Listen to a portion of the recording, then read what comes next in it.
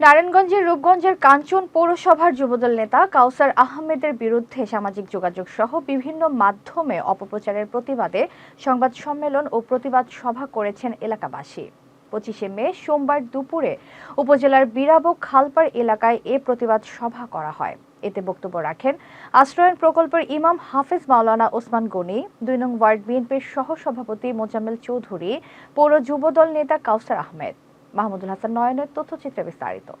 এই সময় কাউসার আহমেদ সংবাদ সম্মেলনে বলেন, আমি বাংলাদেশ জাতীয়তাবাদী ছাত্র দলের কাঞ্চন পৌর শাখার 2 নং ওয়ার্ডের সাবেক সাংগঠনিক সম্পাদক। পরবর্তীতে যুবদলের সাথে সম্পৃক্ত হয়ে এ পর্যন্ত বিএনপির রাজনীতির সাথে জড়িত হয়ে বিগত 17 বছর আওয়ামী লীগের জেল জুলুম নির্যাতনের শিকার হয়েছিলাম।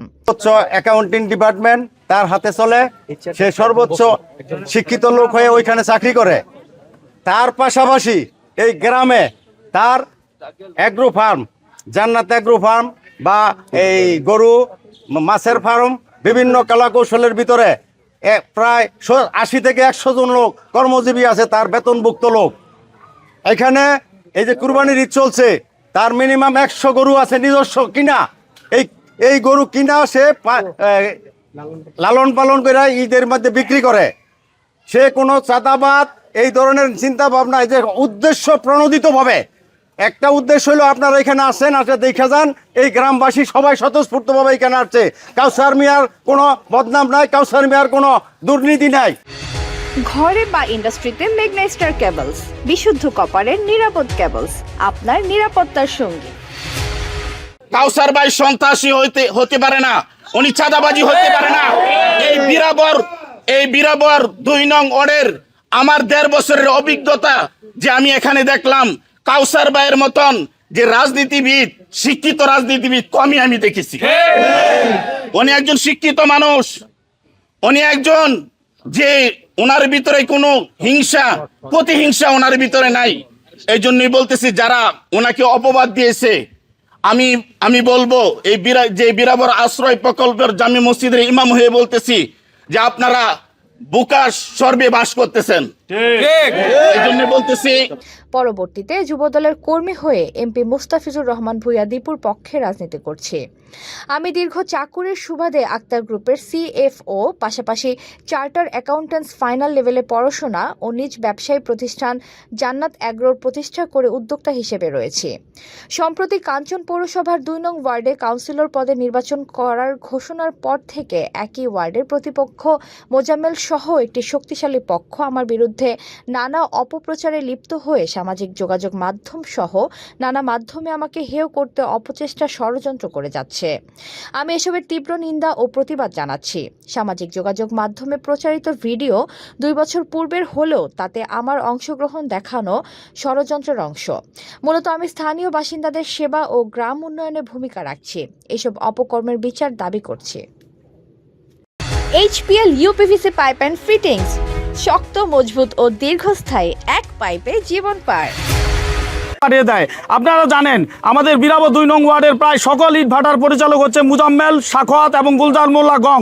তাদের আধিপত্য টিকে রাখার জন্য অন্যায়ভাবে জোরপূর্বক তারল বীরাবো দরিদ্র, অসহায়, সংখ্যালঘু মানুষের জমি দখল করে মাটি কেটে বিশাল খাত তৈরি করে, যার বিরুদ্ধে স্থানীয় ভূমি অফিসে অসংখ্যবার এলাকাবাসী অভিযোগ দাখিল করেছে। ইউনো অফিসে অভিযোগ দেওয়া আছে, এর যথাযথ ভিডিও ফুটেজও আছে। স্থানীয় MP মহোদয়ের কাছেও এই নিয়ে অভিযোগ করা হয়েছে। তিনি রূপগঞ্জ থানাকে আইনি পদক্ষেপ নেওয়ার জন্য নির্দেশনা দিয়েছিল। এসব কিছুর পরও মুজাম্মেল, সাখোয়াত এবং গুলজার মোল্লা গংদের এই ভূমিদস্যুতা কেউই রোধ করতে পারেনি। এ ব্যাপারে কেউ প্রতিবাদ করলে তাকে সন্ত্রাসী, চাঁদাবাজ, আওয়ামী লীগের দালাল এবং হাইব্রিড নেতাসহ আরও বিভিন্ন অপবাদের তকমা দেওয়া হয়। আপনারা জানেন বীরাবো নদীর ঘাটে ARB ব্রিক্স নামে যে ইট ভাটা রয়েছে, তার মালিক আওয়ামী লীগের প্যানেল মেয়র পনির। আওয়ামী লীগ সরকার পতনের সময় পর থেকে গুলজার মোল্লা তার পেশি শক্তি দিয়ে জোরপূর্বকভাবে পরিবেশ অধিদপ্তরের ছাড়পত্র ছাড়াই পরিবেশের উপর মারাত্মক ক্ষতিকর প্রভাব পড়া এই ইট ভাটা দখল। আমি স্থানীয় সরকার নির্বাচনে 2 নং ওয়ার্ডের কমিশনার পদ থেকে দূরে সরিয়ে রাখার জন্য আমার বিরুদ্ধে বিভিন্ন ষড়যন্ত্রমূলক প্রচার প্রচারণা অব্যাহত রেখেছে, যা প্রতিহিংসাপরায়ণ, উদ্দেশ্য প্রণোদিত এবং পূর্ব পরিকল্পিত, এবং ইহা কোনোভাবেই সত্য নয়। উপরন্তু এই ঘটনা ভিন্ন খাতে প্রবাহিত করার জন্য আমার বিরুদ্ধে মিথ্যা মামলা দায়ের করেছে, যাহা আদালতে তদন্তনাধীন। আরও কয়েকটি মিডিয়াতে একটি ভিডিও দেখতে পাই যা সাম্প্রতিক ঘটনা বলে উল্লেখ করেছে। উল্লেখ্য, সোশ্যাল মিডিয়াতে প্রচার হওয়া ভিডিওটি মূলত 2024 সালের 5ই আগস্টের গণ অভ্যুত্থান পরবর্তী স্বৈরাচারের বিরুদ্ধে গণমিছিলের একটা অংশ ছিল, যা কাঞ্চন পৌরসভার 2 নং এবং 3 নম্বর ওয়ার্ডের বিএনপি ও সহযোগী অঙ্গ সংগঠনের সমস্ত নেতাকর্মীরা এটাতে অংশগ্রহণ করেছিল। এই মিছিল থেকে ফেরার পথে এই ভিডিওটি রেকর্ড হয়। ভিডিওটি রেকর্ড করেছেন আমারই এক মামাতো ভাই অলিউল্লাহ, যিনি বর্তমানে সৌদি প্রবাসী। উনি এই ঘটনাটি ফেসবুকে দেখতে পেয়ে উনি ফেসবুকে লাইভ করেছেন এবং এর ভিডিও আমাদের সরবরাহ করেছেন, যেটা আপনাদেরকে আমরা সরবরাহ করব। উনি এই ঘটনার তীব্র নিন্দা জ্ঞাপন করেছেন। এমতো অবস্থায় উক্ত বিষয়টি আমার দৃষ্টিগোচর হলে আমি তাৎক্ষণিক সিদ্ধান্ত নেই সমস্ত বিষয়গুলো সবার সামনে উন্মুক্ত করার জন্য।